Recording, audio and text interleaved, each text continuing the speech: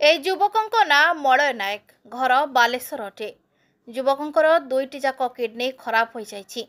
Kidney ପ୍ରତିରୋପଣ ପାଇଁ ପାଖାପାଖି 80 ଲକ୍ଷ ଟଙ୍କା ତାଙ୍କୁ ଆବଶ୍ୟକ।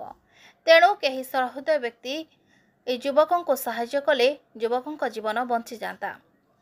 କେହି ଯଦି ତାଙ୍କୁ ସାହାଯ୍ୟ କରିବାକୁ ଚାହାନ୍ତି ତେବେ ତାଙ୍କୁ ଏହି ନମ୍ବରରେ ଯୋଗାଯୋଗ କରନ୍ତୁ।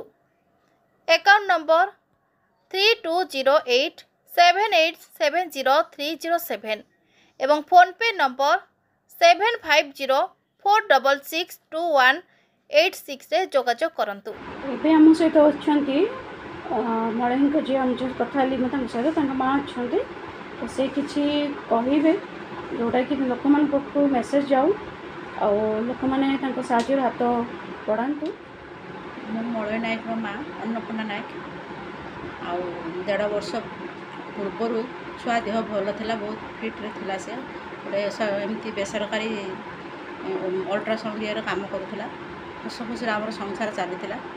କିନ୍ତୁ 1.5 ବର୍ଷ ହେଲା ଛୁଆର ଦୁଇଟା କିଡ଼ନୀ ତା'ର ନଷ୍ଟ ହୋଇଯାଇଛି ଡକ୍ଟରଙ୍କ କହିବା ଅନୁସାରେ। ଆଉ ସେଥିପାଇଁ ଟ୍ରିଟମେଣ୍ଟ ବି ଚାଲିଛି। କିନ୍ତୁ ତା'ର ଶେଷ ଅଧ୍ୟାୟ ହେଉଛି ଯେ କିଡ଼ନୀ ପ୍ରତିରୋପଣ। କିଡ଼ନୀ ପ୍ରତିରୋପଣ ପାଇଁ ଆମ ପାଖରେ ଏମିତି ପଇସା ନାହିଁ। ତା ବାପା ଗୋଟେ ଛୋଟ ଚାହା ଦୋକାନ ଗୋଟେ କରନ୍ତି, ଆଉ ଭଉଣୀ ଗୋଟେ ଏମିତି ପ୍ରାଇଭେଟ୍ କଲେଜରେ ପଢ଼ଉଛି, ଆଉ କିଛି ଟ୍ୟୁସନ୍ କରିକି ଘର ପ୍ରତିପୋଷଣ ହେଉଛି। ଆଉ ସେଥିପାଇଁ ମୁଁ ଆପଣମାନଙ୍କ ସାହାଯ୍ୟ ମାଗୁଛି ଯେ ପୁଅର କେମିତି କିଡ଼ନୀ ପ୍ରତିରୋପଣ ହେଉ, ଆପଣମାନେ କିଛି ସାହାଯ୍ୟ କରନ୍ତୁ।